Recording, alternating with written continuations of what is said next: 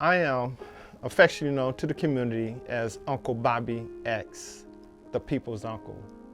I am the uncle of Oscar Grant, the young man that was killed at the Fruitvale BART station on January 1st, 2009 in Oakland, California. And of course, today I am an activist and I speak to the issue concerning police accountability and transparency. My name is Sister Beatrice X Johnson, affectionately known to the community as Aunt B. I am an activist. I am the aunt of Oscar Grant, because I am married to Cephas Uncle Bobby X, and the people's uncle. And I've been in this fight, I would say since the 6th grade, but I could go back to my first police fight at the age of 21 and a half, almost 22, in San Diego, California. Officer Tony Perrone, he is a maniac, as I see it. And he was out of control. He was an out of control individual on January 1st, 2009. And I feel like that, and I know that if it was not for him and his actions, that Oscar would probably be alive today.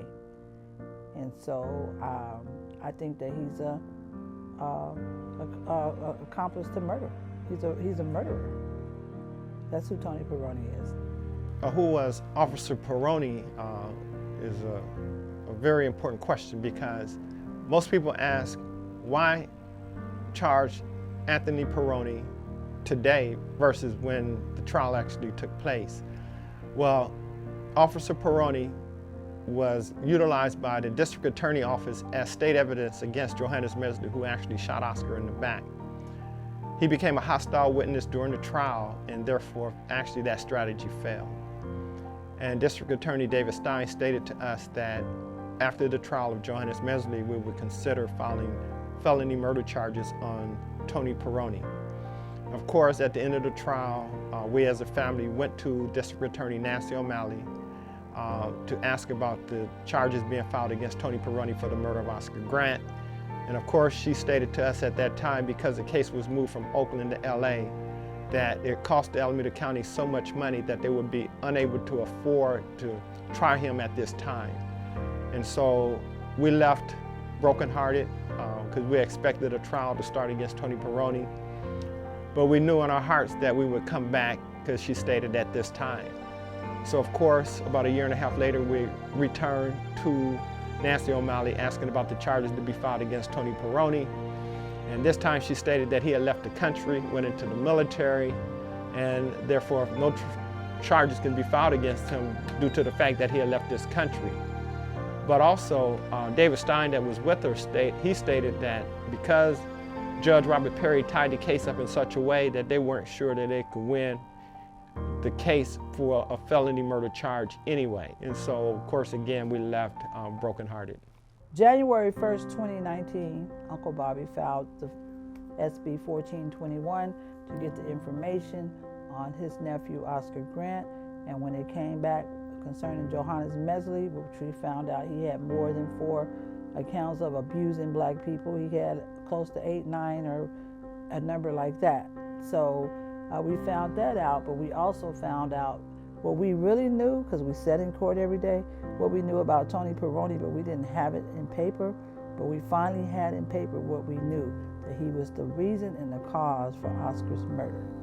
And so with that information, that gave us the opportunity to come back to Nancy O'Malley and to demand that she reopen the case. We had a press conference, and before we could even finish with the press conference, she tweeted out, without contacting the family, she tweeted out that she would reopen the case. And so where we at now, we are demanding that she charge the officer. So she had a little slight setback for herself, because she didn't really look at the case and really look at the evidence. And she prematurely said that she would not charge him. So now she's taking a pause. She's going back and looking at the evidence from the Myers-Nave report. This Myers-Nave report was a hidden piece of document that just got released because of the law approximately 11 years after the trial, BART hired Meyer Nave to do an investigative report on the shooting of Oscar Grant, but it was confidential between BART and their attorneys, Myers Nave. So no one knew about this file or this documentation or this investigative report. But upon that bill being passed and me making the request, and news agencies also making a request, embedded in that report was Tony Peroni's action on that platform.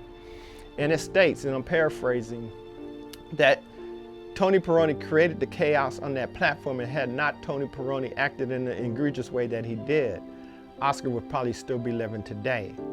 And it cites basically 7 felonies Tony Peroni committed on that platform before Oscar was murdered, including the racial epithets that was used, bitch ass nigga, bitch ass nigga, bitch ass nigga, before he was murdered.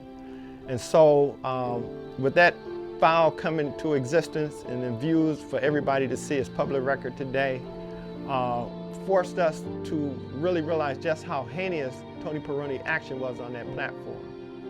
Since Oscar's murder, over 1,300 Californians has been killed by police in this state, and yet only 1 police officer has been held accountable. So that tells us that they're almost batting 100%. Every killing that takes place becomes justifiable, and it just can't be.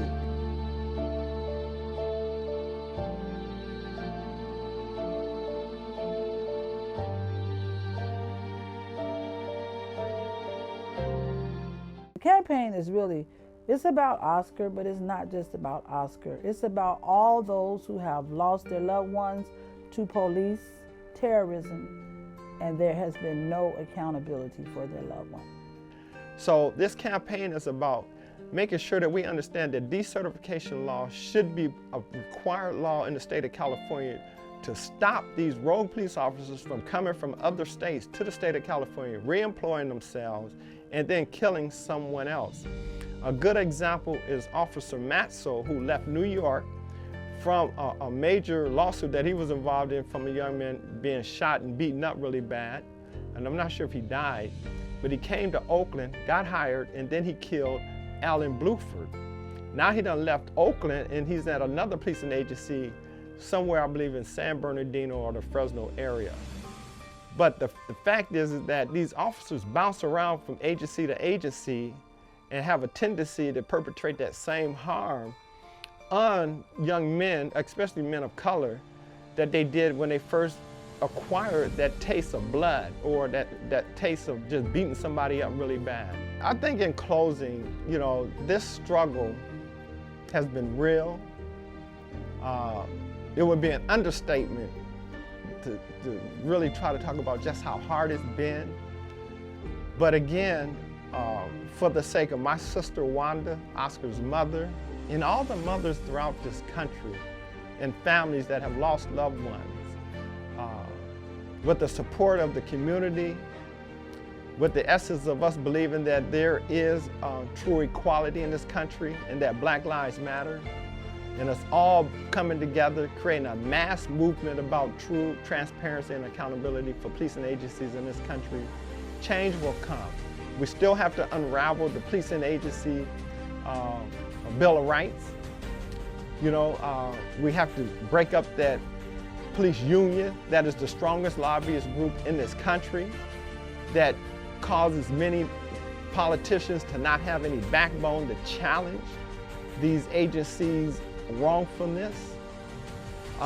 If we all stand together and truly believe that the police officer is the only government official that has the right to take someone's life, but yet if we fail to create legislation to bring about or protecting with that legislation human rights and human life, then it'll be our children's demise tomorrow. So we have an obligation to them to make sure that their lives are protected from our struggle. And that is the violence of the police and every other unequal, unfair, just law that exists in this country.